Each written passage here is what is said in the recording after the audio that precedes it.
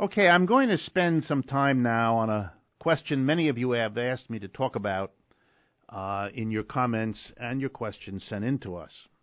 It has to do with an old idea, the notion of conversion. Converting one kind of economy, since this is a program about economics, to another. And in this case, converting an economy geared to war into an economy geared to peace. It has something to do with that old biblical notion of beating our swords into plowshares.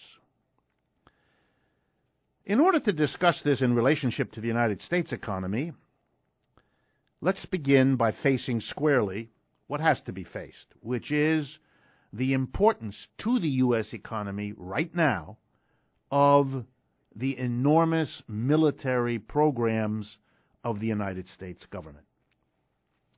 I'm going to go through a partial list, but the purpose here is to give you an idea of how powerful an impact the military part of our economy has on us. So let's go through. First, there's those famous cost-plus contracts that the military gives out. What does that mean? In order to ensure that it can buy what it needs, the planes, the bombs, the ammunition, the uniforms, the tanks, all of it, the missiles.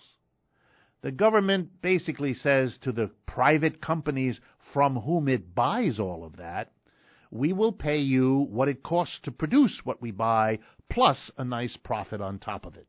This removes much of the risk that these companies would otherwise undertake, and is a way the government has, how shall I put it politely, persuaded these suppliers that the government is a good customer to have, and the military is one of the largest purchasers of goods and services in the American economy. Number two, because the government makes contracts the way it does, it enables the providers, the suppliers, the American businesses that produce what the government buys for the military, able to charge high prices, earn good profits. All of this has led over the years to people appreciating the famous remarks made by then-President Eisenhower, where he warned the American people to beware of what he called the military-industrial complex. This cozy relationship built up over decades since the Second World War between the major producers of what the Army, Air Force, and Navy buy, and Marines, and the people and the companies that provide what the military buy. They have a vested interest in keeping their nice, cozy, profitable relationship going. The end result is that there are millions of American families that get and depend on money for the government. First of all the soldiers, the air folks, the Navy, the Marines, the Army. Those families depend on the money that's coming in to pay for that, and on the expenses, food, clothing, and so forth, of military personnel. Then there's the millions more who work in enterprises that sell to the government and would not have jobs if they couldn't sell to the government all of that military equipment. But we're not done. You may not be aware, but the Department of Defense gives large sums of money to many, many key American universities to conduct all kinds of research on questions of interest to the military.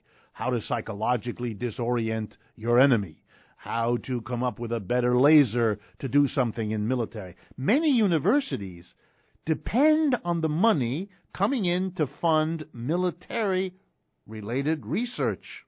So universities are dependent. They don't want that flow of money to stop. They dearly don't. And then there's the politicians. The politicians are worried if anything were to happen to the military budget, then those companies in their districts who make money off the military would yell bloody murder. There might be unemployment that would be blamed on the local politician, as we typically do in this country of ours. So politicians are eager to maintain the military spending that pays for things in their district. That's why you get the following strange result, which we had in 2012, that the United States Congress appropriated more money for the military than the military requested. Some Americans find this peculiar. You shouldn't. Because what Congress is doing when it funds the military is providing the slush funds to keep the people in their district who depend on the military, because there are companies that sell to the military, or there are families whose kids are in the military and who need the money to come in, and who know that those children couldn't or wouldn't get a job very quick in our crisis-ridden economy. So those politicians want that money to flow. They are not interested in whether it's needed by the Pentagon. So that's why the Congress so often appropriates more money, and you have this awkward moment when the Secretary of Defense or the Chief General in the Army give public testimony saying, no, we don't need that many billions, give us less. It isn't strange once you understand it.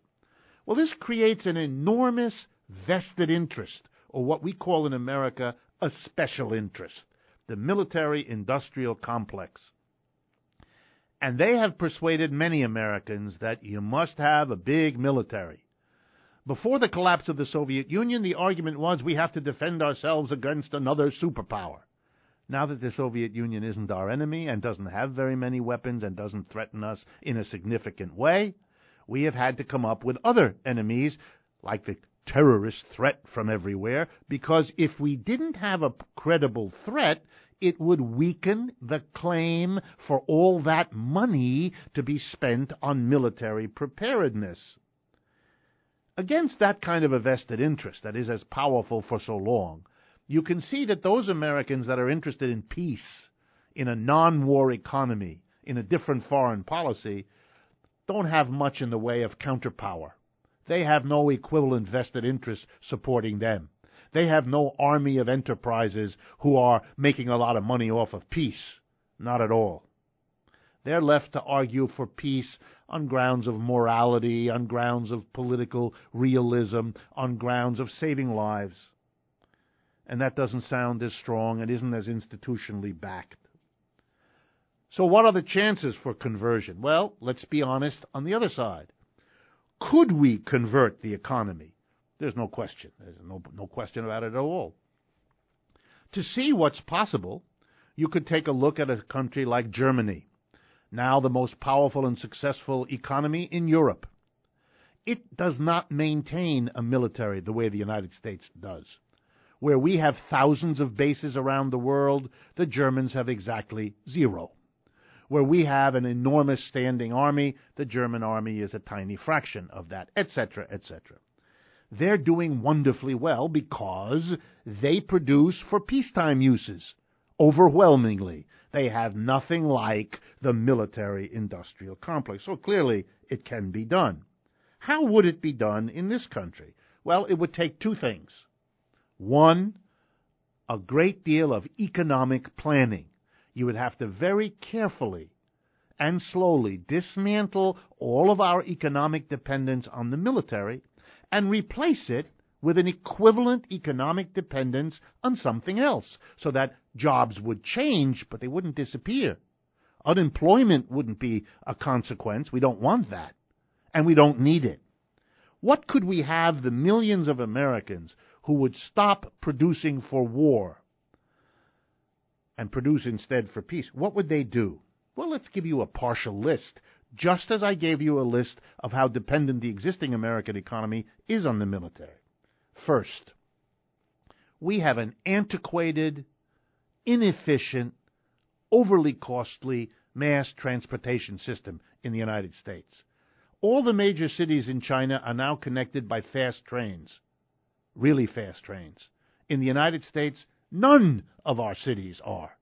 The poor country of China has a better mass transportation system in terms of trains between cities than we do. And most of Europe has a better public transportation system in and around their cities than we do in most of ours. We rely on the private automobile, which kills more people each year than our wars do, which injures more people than anything else, which pollutes our air in a way none of us want, and wastes fuel in a way that makes us dependent on oil in other countries in a way that we don't want. It is an antiquated system. If we converted from dependence on the private car to a first-rate modern mass transit system, it would employ millions and improve the lives of millions in a way that the military never did. What else could we do? We have cities, Detroit, Cleveland, Camden, New Jersey, and countless others, that are in desperate need of being repaired, rebuilt, renovated, that would affect millions of people across the country. That's something these people and these companies could be put to work to do. We ought to have a lifelong education system, a way for people at any age to take the courses that would give them a shot at different jobs if the jobs they're having are being phased out, give them a shot at better jobs. People want that. People need it. We could benefit from it. We could develop a system of adult education that would employ countless numbers. We could take a lesson from the 1930s when unemployment was dealt with by that remarkable program, the Works Project Administration, WPA it was called, which took tens of thousands, hundreds of thousands of artistically skilled people, painters, sculptors, singers, musicians, actors, you name it, and formed them into groups, paid them, hired them as federal cultural ambassadors to put on theater, to give classes in sculpture, to put on concerts all across America, in cities and towns that have never seen that kind of cultural explosion. We could do that again. We could make a program for a permanent palace of culture in every city and town. And that the building of those and the equipping of those and the staffing of those, these would be ways to put people to work to make a difference. An economy focused on peace, delivering real dividends instead of war. And finally, how do we make such a transition? Well, let's see here, friends. Here's a suggestion.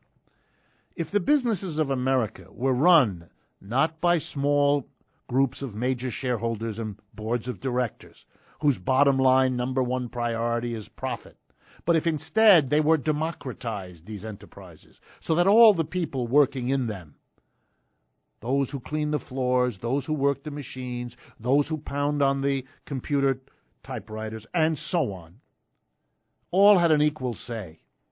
Here's my guess. They would all prefer an economy focused on peace.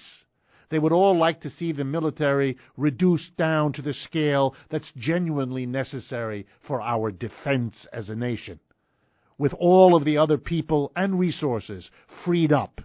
They would rather be working for peaceful uses that benefit everybody than in sustaining a bloated and overbuilt military-industrial complex. So here's a thought. Maybe what we need is an alliance between those who see the value of peace for thousands of reasons, saving lives, not wasting resources, living up to the notion that you love your fellow man and you turn the other cheek rather than droning them to death. Maybe there's an alliance between those people and those who want to change in the way we run our enterprises, to give the people who work in them the democratic right to make the decisions that govern not only their lives, but also the decision what to produce and for whose benefit. That alliance might be able to challenge the military-industrial complex and make this conversion.